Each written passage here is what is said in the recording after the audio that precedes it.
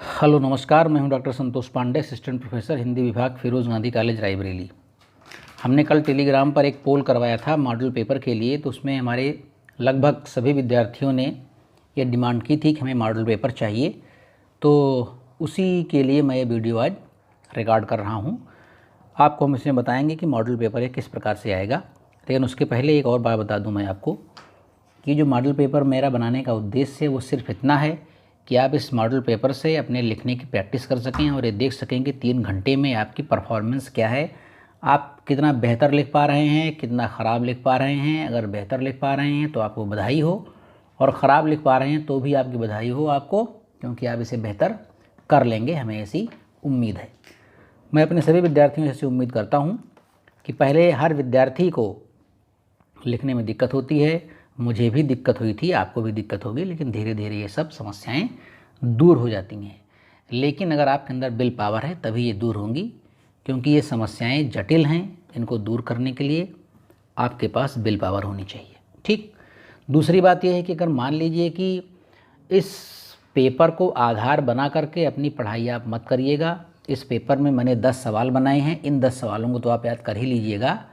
ज़रूरी नहीं है कि मेरे बनाए हुए पेपर से आपके एग्ज़ाम में कोई सवाल आ ही जाए, और हो सकता है ये भी कि 1 नहीं 2 सवाल आ जाएं, 2 नहीं 3 आ जाएं, या पूरा पेपर यही आ जाए। ऐसा कुछ भी संभव हो सकता है, और अगर ऐसा होता है तो सिर्फ ये संयोग होगा और इसके अलावा कुछ नहीं। तो अपनी पढ़ाई आप जारी रखें। मॉडल पेपर बनाने का उद्देश्य सिर्फ मेरा यही है कि आप इसकी एक प्रैक्टिस कर सकें और कुछ नहीं। तो चलिए, आपको स्क्रीन पर दिख रहा होगा लखनऊ विश्वविद्यालय परीक्षा 2021 मॉडल प्रश्न पत्र हिंदी साहित्य का फर्स्ट पेपर है ये, और निर्देश है कि नहीं 5 सवालों के उत्तर दीजिए। 10 सवाल आपसे पूछे जाएंगे, उनमें से आपको 5 सवालों के जवाब देने हैं। मैंने पिछली वीडियो में जो रणनीति वाली वीडियो थी मेरी कि एग्ज़ाम में उत्कृष्ट प्रदर्शन कैसे करें, उससे मैंने बताया था कि 15 अंक के सवाल को आप 27 से लेकर के 32 मिनट में सॉल्व करना है। आपको 27 मिनट मिनिमम और 32 मिनट अधिकतम। 27 मिनट से कम नहीं लिखेंगे आप, 27 मिनट तक लिखेंगे, और अंतिम तक जाते जाते आप 32 मिनट कर देंगे एक सवाल को। ठीक। पहले सवाल में स्पीड आपकी ज़्यादा होगी, दूसरे में थोड़ी कम होगी, तीसरे में थोड़ी कम होगी, और अंतिम तक जाते जाते हाथ हमारे थक जाते हैं। तो अंतिम सवाल हो सकता है आपका 35 मिनट के आसपास ले ले। इसलिए प्रारंभ के जो 2-3 सवाल होंगे, अगर उसे आप 25, 26, 27 मिनट में कर लेंगे तो जो एवरेज है वो आखिरी में आपको 35 मिनट का आराम से मिल जाएगा। इस बात का ज़रूर ध्यान रखेंगे। घड़ी अपने हाथ में बांध के रखेंगे या अपने सामने रखेंगे, क्योंकि मोबाइल की घड़ी का कोई भरोसा नहीं है, और वहाँ मोबाइल जा सकता नहीं एग्जामिनेशन में, तो अपनी घड़ी ले जाएंगे, घड़ी देखते रहेंगे। पहला सवाल आपको 25 से 26 मिनट में करना है, 27 मिनट में, तो इस बात का ज़रूर ध्यान रखेंगे। तो चलिए हम अपने पहले सवाल पर आते हैं। हमारा पहला सवाल है, हिंदी साहित्य इतिहास लेखन परंपरा पर प्रकाश डालिए। जो मॉडल पेपर बना रहा हूँ उसमें जो पहला सवाल मैंने बनाया है, मैंने पूछा है आपसे, वो है हिंदी साहित्य इतिहास लेखन परंपरा पर प्रकाश डालिए। अब यहाँ पर एक सवाल खड़ा होता है कि मैंने इस पर एग्जाम स्पेशल वीडियोज़ क्यों नहीं बनाई। इसलिए नहीं बनाई कि प्रेजेंटेशन के दौरान मैंने इस पर एक वीडियो बना दी थी, तो इसलिए दोबारा इसे बनाने की मैंने आवश्यकता नहीं समझी। हालांकि उसमें मैंने बहुत तेज़ बात की है, जल्दी जल्दी बोल रहा हूँ, क्योंकि उसमें लिखने का कोई मूड नहीं था हमारा, लिखाने का, आपको नोट्स देने का। जबकि एग्ज़ाम स्पेशल वीडियोज़ में मैं आपको नोट्स दे रहा हूँ, तो धीरे धीरे बोल रहा हूँ ताकि आप उसे लिख सकें। लेकिन इसमें इतना भी तेज़ नहीं बोला हूँ, इसे आप आराम से पॉज करके लिख सकते हैं। तो जैसे ही ये वीडियो समाप्त होगी, इसके तुरंत बाद मैं वो प्रेजेंटेशन वाली वीडियो आपको पुनः सेंड कर दूँगा, और इस क्वेश्चन को आप वहाँ पर देख लीजिएगा। यह क्वेश्चन वहाँ भी 15 अंक के हिसाब से ही मैंने बनाया है। 15 अंक में आपको जितना लिखना है उतनी मैंने बात की है। ठीक। तो हिंदी साहित्य इतिहास लेखन परंपरा पर प्रकाश आप कैसे डालेंगे, मैंने ऑफलाइन कक्षाओं में भी आपको नोट्स दिए हैं, जहाँ से मैंने शुरुआत की है उसकी, वहाँ प्रारंभ से लेकर के कि साहित्य लेखन के पूर्व क्या स्थिति थी वो दिखाएंगे। फिर धीरे धीरे गार्सादितासी, जॉर्ज ग्रियर्सन, आचार्य शुक्ल, डॉक्टर राम कुमार वर्मा, गणपति चंद्र गुप्त, डॉक्टर विश्वनाथ प्रसाद मिश्र, इस तरह से धीरे धीरे करके एक एक आप आते जाएंगे। और कब तक आते जाएंगे, जब तक आपका 24-25 मिनट ना हो जाए। जैसे ही 24, 25, 26 मिनट हो, आप तुरंत वहीं पर आप उस क्वेश्चन को बंद करके सीधे लिखेंगे निष्कर्ष, और अपने क्वेश्चन को समाप्त कर देंगे। ठीक। चलिए, तो तो पहला सवाल आपसे पूछा जा सकता है, हिंदी साहित्य इतिहास लेखन परंपरा पर प्रकाश डालिए, जो मैंने अपने मॉडल पेपर में सम्मिलित किया है। दूसरे क्वेश्चन की बात करते हैं। दूसरा क्वेश्चन है, आदिकालीन साहित्य की प्रमुख प्रवृत्तियों पर प्रकाश डालिए। आदिकालीन साहित्य की प्रमुख प्रवृत्तियों पर अपने विचार व्यक्त कीजिए। तो आदिकालीन साहित्य की प्रमुख प्रवृत्तियों पर विचार आप कैसे करेंगे, इस संबंध में मैंने अभी तक कोई वीडियो नहीं बनाई है, सवाल आपको मैंने दे दिया है। ठीक, ये वीडियो आपको आज या कल तक मैं प्रयास करूंगा कि मैं आज शाम तक आपको ये वीडियो इसके संबंध में मिल जाए। लेकिन ये क्वेश्चन बहुत इम्पॉर्टेंट है, एग्जामिनेशन में इसके आने की बहुत ज़्यादा संभावना है। आदिकाल का जो साहित्य है उसकी प्रवृत्तियाँ का मतलब क्या होता है कि टेंडेंसी क्या थी, आदिकाल में जो लिटरेचर लिखा जा रहा था उसकी टेंडेंसी क्या थी, क्या बेस था, बेसिक्स क्या थे। और अगर इसे किसी और तरह से पूछा जाएगा तो पूछा जा सकता है कि आदिकालीन साहित्य की प्रमुख विशेषताओं पर प्रकाश डालिए।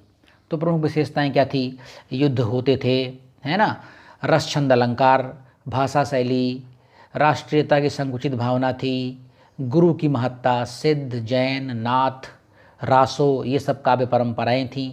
तो इन सबको आप थोड़ा थोड़ा करके लिख देंगे और आपका ये क्वेश्चन समाप्त हो जाएगा।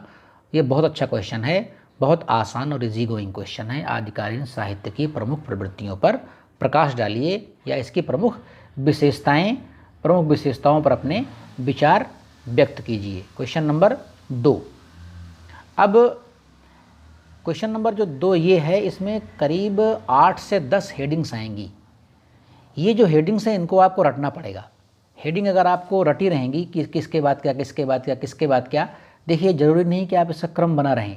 जैसे मान लीजिए मैंने लिखवाई हेडिंग नंबर 1 राष्ट्रीयता की भावना और हेडिंग नंबर 2 लिखवाई आश्रयदाताओं की प्रशंसा, तो ज़रूरी नहीं है कि जो मैंने हेडिंग नंबर 1 में लिखवाई हेडिंग नंबर 1 आप वही लिखें। इसका क्रम आप आगे पीछे भी कर सकते हैं, इसमें कहीं कोई दिक्कत नहीं है। इस प्रेशर में आप बिल्कुल मत रहिए कि मैंने पहले तो ये लिखवाया था और मैं एग्जामिनेशन में पहले ये लिख रहा हूँ। अच्छा है कि आप नीचे ऊपर कर सकें ताकि हर बच्चे की कॉपी अलग अलग हो सके। मैं तो अपने हर विद्यार्थी से कहूँगा कि जो मैं जैसा लिखवा रहा हूँ उसको हेडिंग्स अगर आप आगे पीछे कर देंगे तो किसी की कॉपी किसी दूसरी कॉपी से मैच नहीं करेगी और ये बड़ी अच्छी बात होगी। ठीक, तो आदिकालीन साहित्य की प्रमुख प्रवृत्तियों पर अपने विचार व्यक्त कीजिए। इस संबंध में मैं आपको एक वीडियो आज शाम तक दे दूंगा और उसे आप आराम से देखेंगे, पढ़ेंगे, सुनेंगे और याद करेंगे। ठीक, तो दूसरा क्वेश्चन था हमारा, आदिकालीन साहित्य की प्रमुख प्रवृत्तियों पर अपने विचार व्यक्त कीजिए या आदिकालीन साहित्य की प्रमुख विशेषताओं पर प्रकाश डालिए। ठीक, अब हम चलते हैं अपने तीसरे क्वेश्चन पर। हमारा तीसरा प्रश्न है, सिद्धनाथ साहित्य के बारे में आप क्या जानते हैं। अब अगर आपने मेरी ऑफलाइन कक्षाएं ली होंगी तो मैंने बहुत डिटेल में इसको समझाया था कि सिद्ध किसे कहते हैं, सिद्धों में कौन कौन लोग आते हैं, इन्होंने अपनी रचनाओं में क्या क्या बातें की हैं, और नाथ साहित्य के अंतर्गत भी मैंने सारी बात की है। हो सकता है मैंने इस पर कोई वीडियो भी बनाई हो, हालांकि अभी एग्जाम स्पेशल वीडियोज़ के अंतर्गत मैंने इस पर कोई वीडियो नहीं बनाई है कि सिद्ध साहित्य किसे कहते हैं और नाथ साहित्य किसे कहते हैं। अब इन दोनों पर आपको क्या करना है, दोनों पर आपको टिप्पणियाँ लिखनी है। सबसे पहले हेडिंग डालेंगे आप सिद्ध साहित्य और उस पर अपनी बात करेंगे लगभग कितने मिनट में, 12 से 13 मिनट में। फिर आप लिखेंगे, हेडिंग डालेंगे नाथ साहित्य, फिर उस पर 12 से 13 मिनट में आप अपनी बात कहेंगे और लास्ट में 1 मिनट में अपना कंक्लूजन दे करके अपने सवाल को आप समाप्त करेंगे। सिद्ध साहित्य आप जानते हैं कि जो महात्मा बुद्ध का बौद्ध धर्म था उसमें कुछ वैचारिक मत वैभिन्न हो गया था, इसके कारण उसके 2 टुकड़े हो गए थे। एक का नाम हो गया था हीनयान और एक का नाम हो गया था महायान। ठीक, तो महायान की ही एक शाखा थी सहजयान। सहजयानियों को ही कहते हैं वज्रयानी और इन्हीं वज्रयानियों को कहते हैं सिद्ध। इन्हीं सिद्धों की परंपरा आगे चली थी, जिनमें सबसे प्रमुख सिद्ध और हिंदी साहित्य के सबसे पहले कवि सराहपा का नाम आता है। सराहपा एक सिद्ध थे।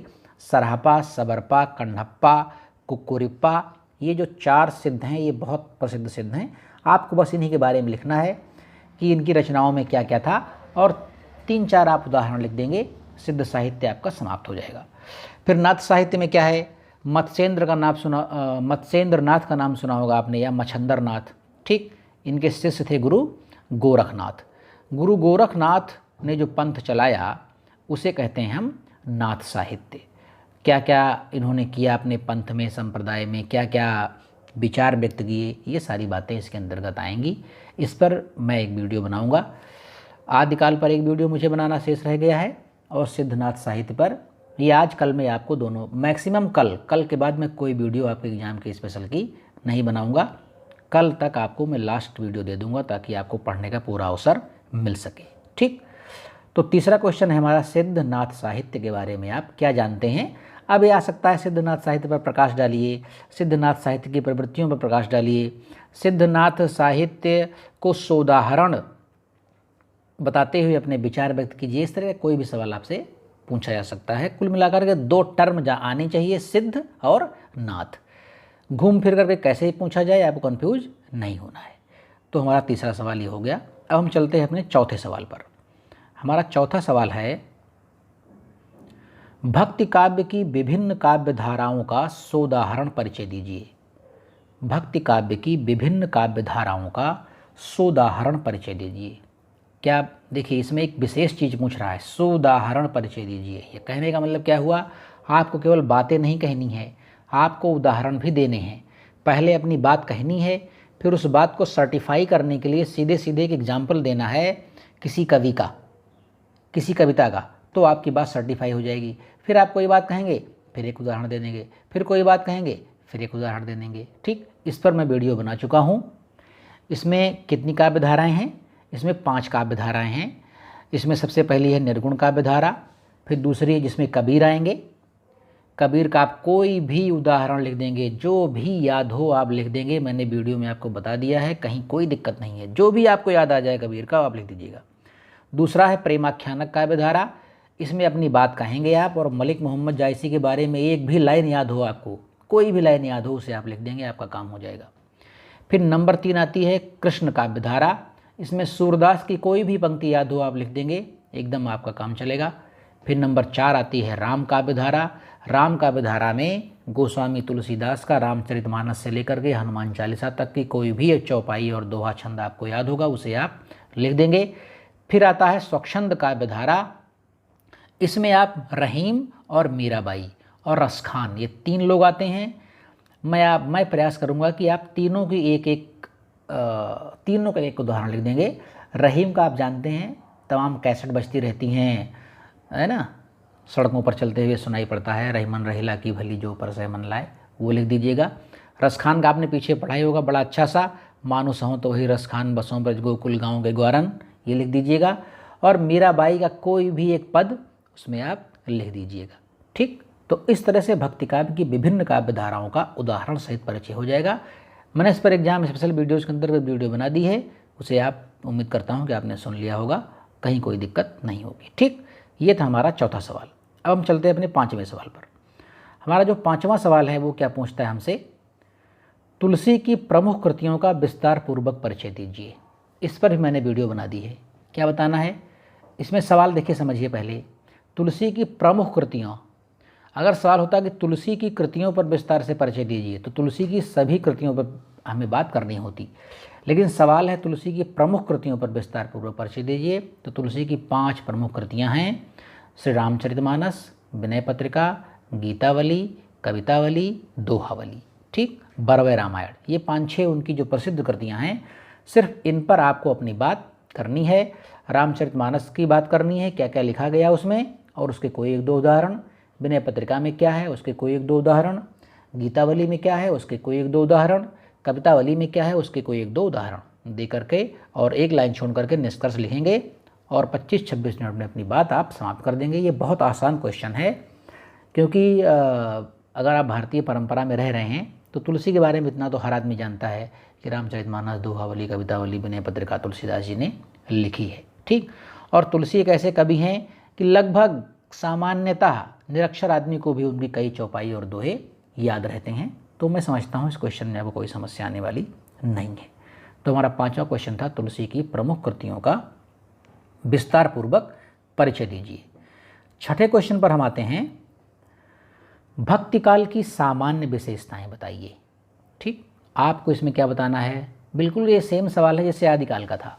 आदिकाल की आपको विशेषताएं बताना था, प्रवृत्तियां बताना था, उसी प्रकार से आपको यहाँ बताना है भक्तिकाल की प्रवृत्तियाँ। यह हो सकता है सवाल पूछ ले भक्तिकाल की प्रवृत्तियों के बारे में आप क्या जानते हैं, या हो सकता है पूछ ले भक्तिकाल की विशेषताएं बताइए, या ये भी पूछ सकता है कि भक्तिकाल को स्वर्ण युग क्यों कहा जाता है, आखिर क्या कारण है कि भक्तिकाल स्वर्ण युग है। तो भाई कोई स्वर्ण युग क्यों है, उसके अंदर इतनी अच्छी विशेषताएं थी कि वो स्वर्ण युग कहलाया। तो अगर क्वेश्चन आएगा स्वर्ण युग क्यों है, तो भी यही सवाल आप लिखेंगे, उसकी आप विशेषताएं बताएंगे। और ये इस सवाल पर मैंने एक अच्छी खासी वीडियो आपको बनाई है, करीब 35-36 मिनट की, उसे आप जा कर के देखिए। बाकायदे मैंने हेडिंग्स और उदाहरणों में सारी अपनी बात कह दी है, ठीक है। तो इस क्वेश्चन में आपको कोई दिक्कत आने वाली नहीं है।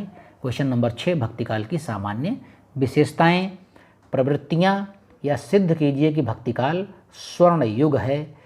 या ये भी पूछ सकता है कि सिद्ध कीजिए कि भक्तिकाल का साहित्य लोक कल्याणकारी है, सिद्ध कीजिए कि भक्तिकाल का साहित्य सामान्य जनता के हित के लिए लिखा गया है।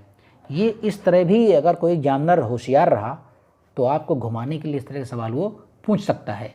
कुल मिलाकर के विशेषताएं आपको बताना है इस प्रकार के सभी सवालों में। अब ये था क्वेश्चन नंबर 6। अब हम आते हैं अपने क्वेश्चन नंबर 7 पर। क्वेश्चन नंबर हमारा 7 है, कृष्ण भक्ति काव्य की प्रमुख प्रवृत्तियों पर प्रकाश डालिए। मैं बता दूं आपको कि एग्जाम स्पेशल वीडियोज़ के अंतर्गत मैंने इस पर कोई वीडियो नहीं बनाई है, क्योंकि आपकी जो गाइड और गेस्ट पेपर हैं उसमें ये क्वेश्चन ठीक ठाक लिखा हुआ है। थोड़ा बड़ा होगा, आप इसे छोटा कर लीजिएगा, लेकिन ठीक लिखा हुआ है, तो मैंने इस पर मेहनत करना ठीक नहीं समझा, क्योंकि वहाँ आप इसे डायरेक्ट जा करके पढ़ लेंगे।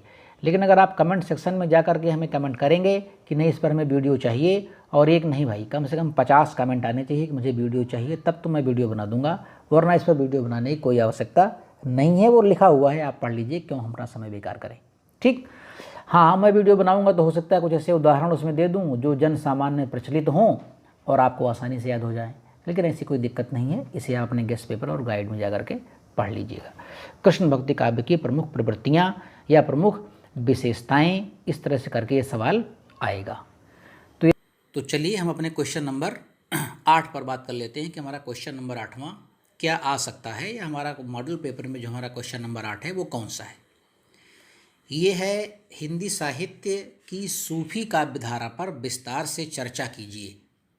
अब विस्तार से चर्चा क्या करेंगे आप, इसमें आपको यही बताना है कि हिंदी साहित्य की सूफी काव्यधारा की प्रवृत्तियाँ क्या हैं, इसकी विशेषताएं क्या हैं, या हिंदी सूफी काव्यधारा में आप क्या क्या जानते हैं। तो क्या क्या जानते हैं, चर्चा करने का मतलब क्या हुआ, अरे उसकी हम विशेषताएं बताएंगे, उसकी कमियां बताएंगे, उसके गुण बताएंगे, उसके अवगुण बताएंगे। किसी के बारे में अगर हम कहते हैं चर्चा करो तो क्या मतलब हुआ कि उसकी विशेषताएं बताओ, गुण बताओ, अवगुण बताओ। तो इस क्वेश्चन में आपको लिखना क्या है, इस क्वेश्चन में आपको लिखना है हिंदी साहित्य में सूफी काव्यधारा है, उसकी प्रमुख विशेषताएं क्या हैं या उसकी प्रमुख प्रवृत्तियाँ क्या हैं। इस बारे में मैंने एक वीडियो बना दी है, उसे आप जा करके आराम से सुनिए, पढ़िए, लिखिए, और इस क्वेश्चन में आपको कहीं कोई दिक्कत नहीं होगी। बस प्रैक्टिस, जब आप इसको पेपर पूरा सॉल्व कीजिएगा तो ध्यान रखिएगा कि इस क्वेश्चन को, किसी भी क्वेश्चन को 25-26 नंबर से ज़्यादा में आप सॉल्व नहीं कर सकते, ठीक है। चलिए हम चलते हैं क्वेश्चन नंबर 9 पर। क्वेश्चन नंबर 9 है हमारा, रीतिबद्ध, रीतिसिद्ध एवं रीति मुक्त काव्य धाराओं के बारे में आप क्या जानते हैं। अब किसी क्वेश्चन में अगर ये पूछ लिया क्या जानते हैं, तो इसका मतलब क्या हुआ कि जो कुछ भी जानते हो आप इस संबंध में वो सब आप बताइए। रीतिबद्ध किसे कहते हैं, इसकी परिभाषा क्या है, इसके अंतर्गत कौन कौन से कवि आते हैं, और एक उदाहरण, बस खत्म। यही काम आपको तीनों में करना है। समझ लीजिए क्या करना है, रीतिबद्ध किसे कहते हैं, इसकी परिभाषा क्या है, इसके अंतर्गत कौन कौन से कवि आते हैं, और इसका उदाहरण, 1-2 उदाहरण, बस यही रीति सिद्ध में कर दीजिए, यही रीति मुक्त में कर दीजिए जो आपने रीतिबद्ध में किया है। हालांकि इस पर मैंने एग्जाम स्पेशल के अंतर्गत वीडियो बना दी है, आप उसे जा करके देख सकते हैं कि आपका रीतिबद्ध, रीति सिद्ध और रीति मुक्त काव्य धाराओं के बारे में आप क्या जानते हैं। बहुत विस्तार से मैंने वो वीडियो आपको बना दी है, कृपया आप जा करके वहाँ देखें और इसको लिखने की प्रैक्टिस करें। मैं फिर से आपको बता दे रहा हूँ कि ये पेपर सिर्फ इसलिए बनाया जा रहा है कि आप इसे घर में आराम से बैठ करके 3 घंटे लगातार बैठिए, अपना मोबाइल स्विच ऑफ करके अपने घर के लोगों को बता दीजिए कि भाई मैं पेपर सॉल्व करने जा रहा हूँ, 3 घंटे मुझे कोई डिस्टर्ब नहीं करेगा, और 3 घंटे में से आप सॉल्व करने का प्रयास करिए, तभी इस पेपर की कोई सार्थकता होगी, वरना केवल ये जान लेना कि पेपर कैसे आएगा, ये तो सब जानते हैं कि 10 क्वेश्चन आने हैं पेपर में, और यही आदिकाल, मध्यकाल, आधुनिक काल, रीतिकाल, भक्तिकाल, कृष्ण भक्ति, राम भक्ति, इसी में से आएगा। तो और कोई उद्देश्य नहीं है, इसका उद्देश्य सिर्फ यही है कि आप 3 घंटे बैठ करके इसे सॉल्व करें। अब हम आते हैं अपने अंतिम क्वेश्चन पर, क्वेश्चन नंबर 10। क्वेश्चन नंबर हमारा 10 है, रीतिकाल की प्रमुख विशेषताएं बताइए। ठीक, रीतिकाल की आपको विशेषताएं बताना है कि रीतिकाल में क्या था, कैसे था। ठीक, तो इस बारे में मैंने वीडियो बना दिया है आपको, आप जा कर के उस वीडियो को देखिए कि रीतिकाल की प्रमुख विशेषताएं क्या क्या हैं। ये जो सूफी काव्यधारा है ये भक्तिकाल की काव्यधारा है, रीतिकाल एक अलग से काल है, इस बारे में कन्फ्यूज मत होइएगा। ठीक है, रीतिबद्ध, रीति सिद्ध, रीति मुक्त, ये क्वेश्चन नंबर 9 और क्वेश्चन नंबर 10 ये एक काल की विशेषताएं हैं। रीतिकाल के अंतर्गत रीतिबद्ध, रीति सिद्ध, रीति मुक्त ही आता है रीतिकाल के अंतर्गत। 10वां साल हमारा रीतिकाल की प्रमुख विशेषताएं बताइए, या रीतिकाल की प्रमुख प्रवृत्तियां बताइए, या रीतिकाल के बारे में आप क्या जानते हैं, या रीतिकाल के संबंध में विस्तार से चर्चा कीजिए। तो इस तरह से ये 10 सवाल हो गए जो महत्वपूर्ण सवाल हैं, और इसी प्रकार के सवाल परीक्षाओं में प्रायः पूछे जाते हैं। मैं फिर से आपको याद दिला दूं कि ये पेपर ज़रूरी नहीं है कि इसमें से एक भी क्वेश्चन आपके एग्जामिनेशन में पूछा जाए, और 1, 2, 3, 4, 5 सवाल भी इसमें पूछे जा सकते हैं। इसलिए इस पेपर को आधार मान करके अपनी पढ़ाई मत करिएगा। हमने जो क्वेश्चन वीडियो बना रहे हैं वो सारे वीडियो आप सुनिए, अपनी पढ़ाई अपने लेवल से करिए, इसका मैंने बता दिया है। यह पेपर सिर्फ प्रैक्टिस करने के लिए है। आप प्रैक्टिस करिए, और प्रैक्टिस करके हमको ये बताइए कमेंट सेक्शन में जा कर के कि आपने कितने घंटे में, कितनी देर में आपने ये सवाल सॉल्व कर लिया, या आपको किस प्रकार की समस्या आ रही है। तो इन समस्याओं पर भी हम क्या करेंगे, प्रकाश डालेंगे कि आपको किस प्रकार की दिक्कत हो रही है। इन सब बारे में भी हम अपनी बात रखेंगे। तो ठीक है, चलिए हम अपनी बात को यहाँ पर समाप्त करते हैं। अब हम जो दूसरा अपना पेपर है, हिंदी साहित्य का सेकंड पेपर है, उसकी मैं एक वीडियो बनाऊंगा मॉडल पेपर की, उसमें आपसे पुनः मुलाकात होगी। तब तक के लिए नमस्कार।